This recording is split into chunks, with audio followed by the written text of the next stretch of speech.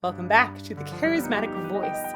One of the things I love most about what I do is getting to analyze artists whose names I've known for years, but I've not previously known their sound.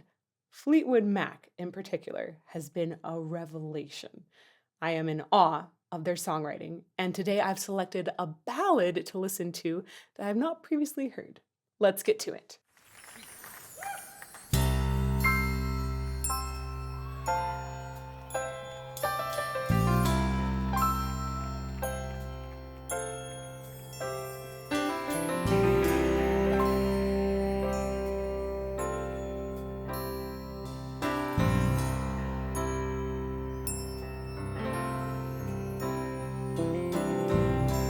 You could be my silver spring, blue green colors flashing. I would be your only dream. You're shining on an ocean crashing. And did you say she was pretty? And did you say that she loves you? Baby, I don't wanna know. She has so much emotion in her voice. It's just it feels like it's packed. It's like a laser beam of emotion that cuts your heart. It's beautiful entry there. I love the clarity that we have in this live performance as well of all of the different instruments. I feel beautiful mixing done there. Big thank you to whoever did this mixing and this venue, this recording. It's really, really lovely. I'm going to go back to the beginning and I want to talk a little bit about the technique. But even though we're going to talk about the technique a lot, ultimately it's the heart and the emotion here that really gets me.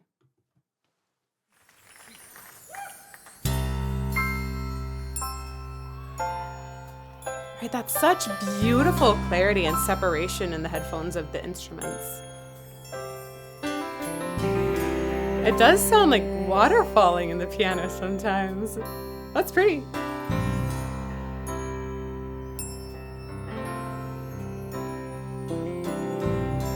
You could be my silver spring, Wow. blue green colors flashing. All right, we're going to talk about these two opening lines. Really, the way it's phrased, it's almost like one opening line that has a little breath in it. When she starts singing, immediately she is hooked into her support. That kind of connection is the kind of connection that I see in opera singers when it's done right. And that's the kind of connection that makes us feel like it's just being strung from somebody's gut, right? Like that feels like it is just some sort of cry from inside that cannot be held back any longer. And I think that it moves us because that kind of gut all the way up, through the lungs, all the way up through the vocal folds, this kind of connection has so many touch points with the vagus nerve, which is running between your emotional processing center and lots of parts of your body, especially your vocal folds. And it's all connected. It's like direct emotion spewed out.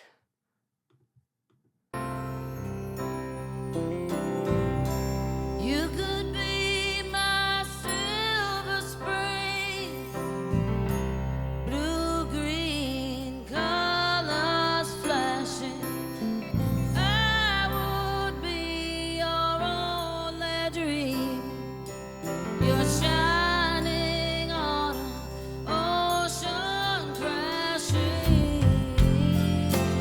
And there's a lot of leaning into the sound, which happens when it feels like it's interesting. It like feels like a leaning of the support too. When I say support, I'm talking about everything that is larynx down.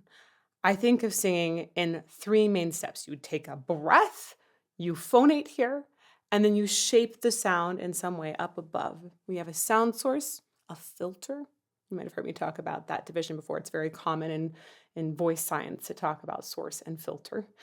And the breath happens before. Now, when you start to sing, when you start to phonate here, there's a sense of connecting often down to a lower spot, muscles that are involved in some way in restraining the breath flow from just plummeting out.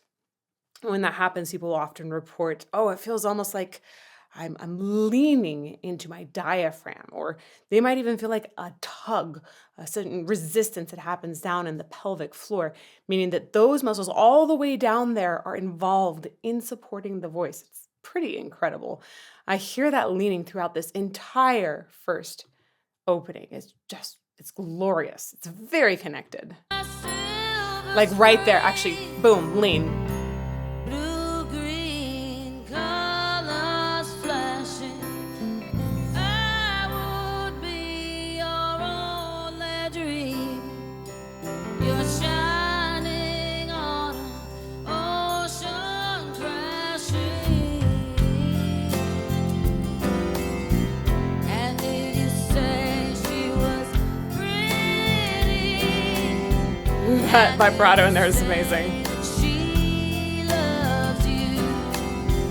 Baby, I don't wanna know. That set of lyrics and the way that they're set to melody, it is such amazing storytelling from the get-go. I This is one of those things where I look at Fleetwood Mac and I feel so impressed by their songwriting. It's also all of the different sounds that are around. We had this falling falling springs, right? Waterfalls in the piano at one point. And then we get more rhythmic impetus after that initial opening talking about other people and saying, "Oh, I really don't want to know about this other stuff that's happening in the life." There's so much longing and flow in the song at the same time. Let's keep going.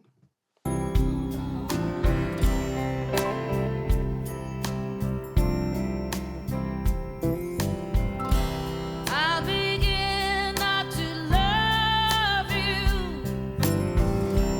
Turn around, see me running. I say I loved you years ago. Tell myself you never loved me. No. And did you say she was pretty? And did you say she loves you? Mostly, I'm watching this and just getting heart tugs. Seriously, so many heart tugs. This song, longing is the word. There is longing in every sip. It's amazing. Ah, but I do want to talk a little bit about the kind of posturing, meaning like physical posturing. We're not talking about some sort of emotional posturing. It's rather what position different elements of her anatomy are in so that they can create this sound. So let's talk a little bit about that posture. I'm going to come back here. Watch especially the tongue movement. See me running. Mike's blocking. There we go. Loved you years ago. Tell myself you never loved me. No. So when we're watching her tongue movement and her mouth movement, I love seeing that the tongue in general is fairly relaxed. It tends to be up a little bit. I don't see any huge dips in it. That tells me that the root of her tongue is probably not involved in this sound. A lot of times the tongue root can get really involved in trying to help with that sound source creation, and it's just that is very counterproductive. Even though it really wants to help, you need to just leave it out of it.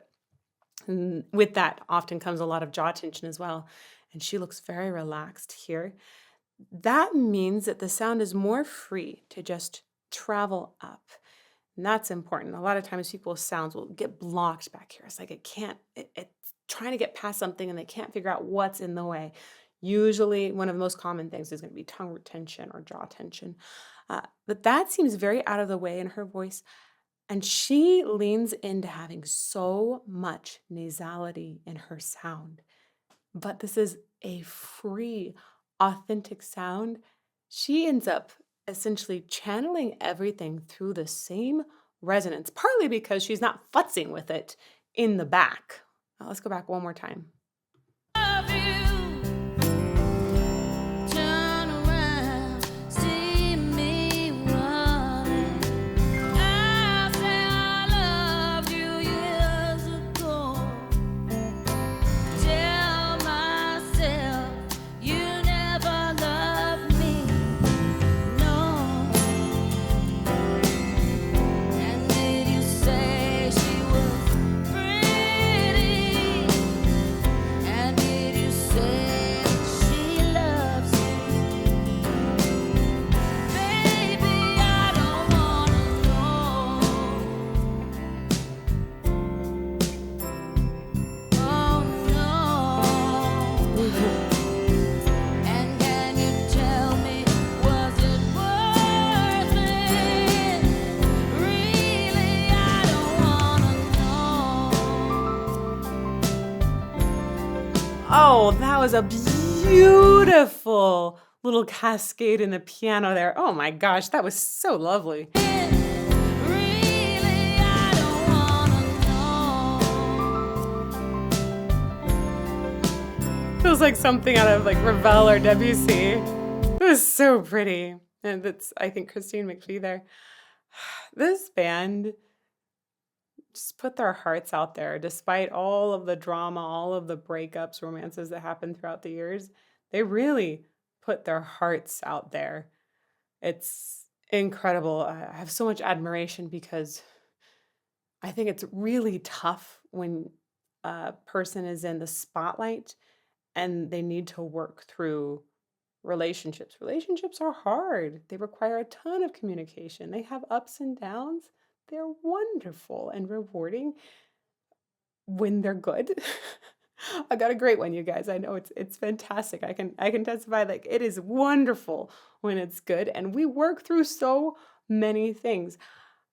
I don't think I would want a spotlight on me at every single moment. I luckily get to choose when I record most of the time.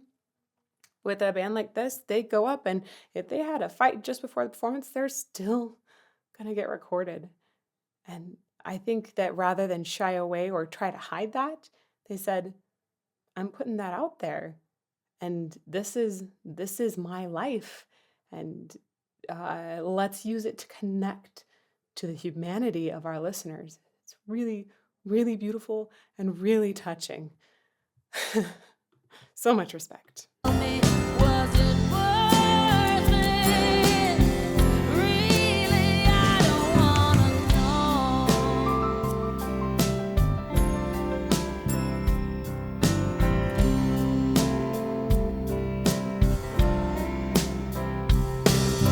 Time casts a spell on Ooh, tempo shift. but you won't forget me. I know I could have loved you, but you would not let me. Wow. That was such a major shift in the song. This feels more progressive suddenly. I obviously the tempo started speeding up, right? The overall vibe is somehow a little happier. Does that go with the lyrics? Time casts its spell on you, but you won't forget me. Oh man. So instead it's a little bit vengeful right there.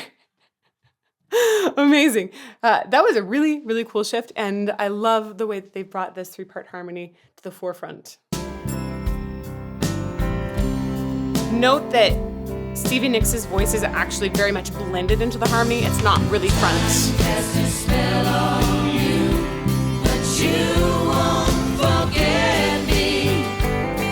Oh, did you look? Was that a glance at Lindsay? I know I could have loved you, but you would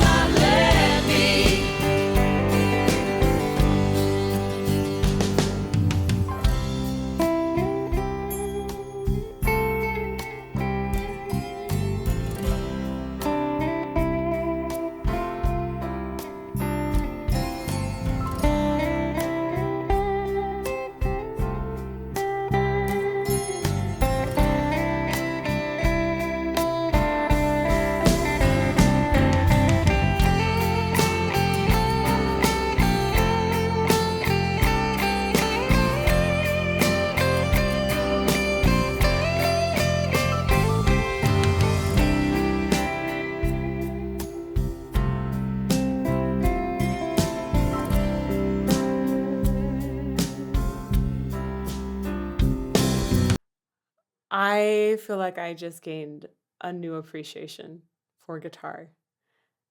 This was so smooth. Definitely had remorse in it too.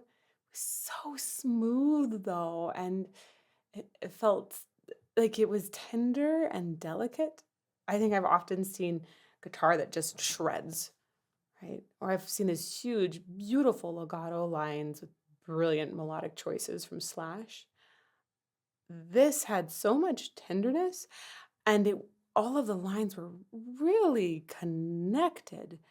It was just I like the simplicity of it and the vibrato width even, like, things like that, that it kept it simple. Oh, it's pretty. I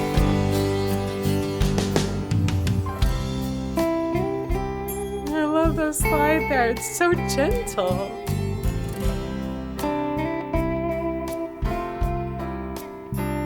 Oh, that, like, tiny slide off in there, oh my gosh, it's so that's beautiful.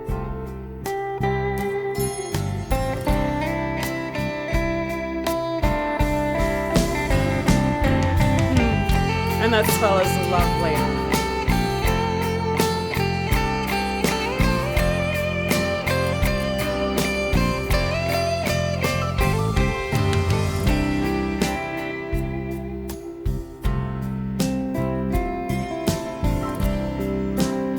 Mm, yeah. Right. The whole shape of the solo is so lovely. I think the swell in it is important. Feels like there's a little fluidity that's allowed in the tempo too. And the way that he brought it back to a close at the end was like it was as if there was a gentle emotion that wanted to be heard and then maybe heard some more and then because it was heard it became quiet. It's just it was really pretty.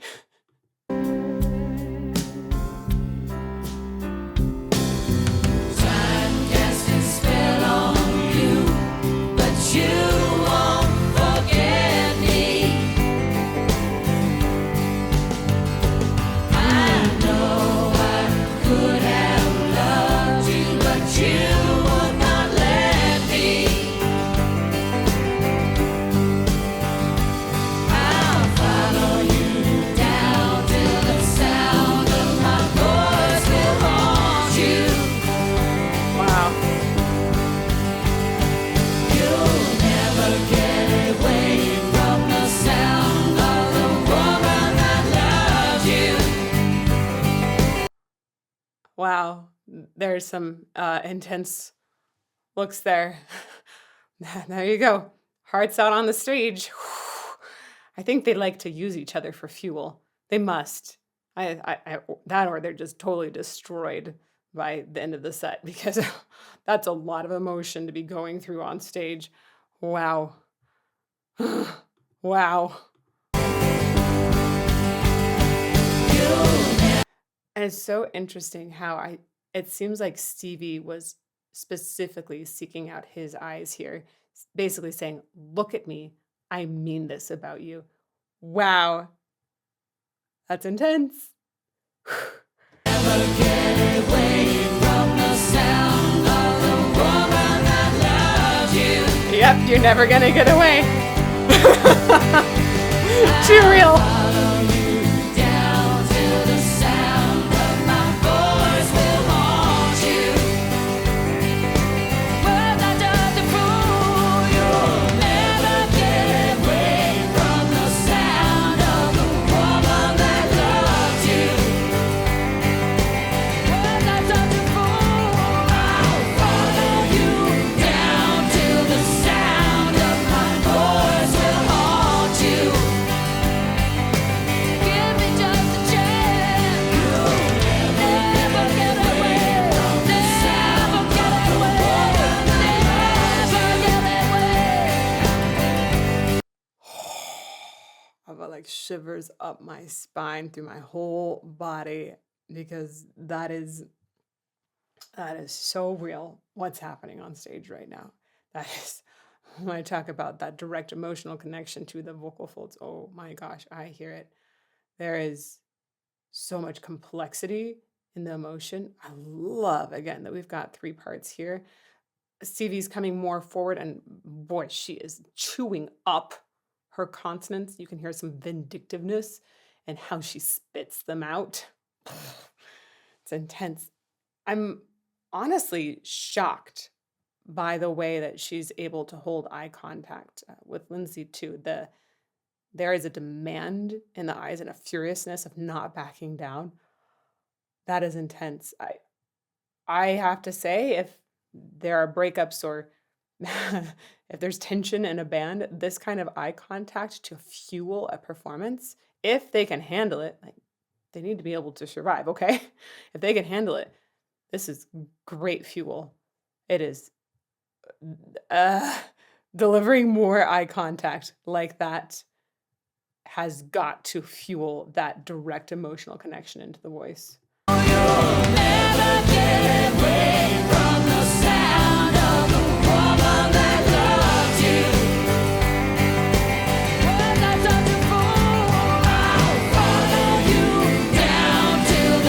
There she is spitting those consonants.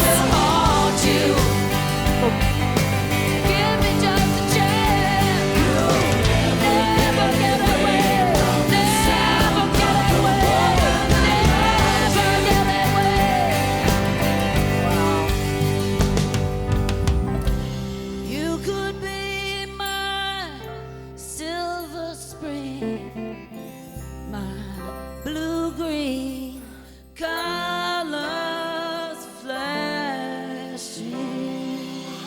She sounds like she's singing through tears there.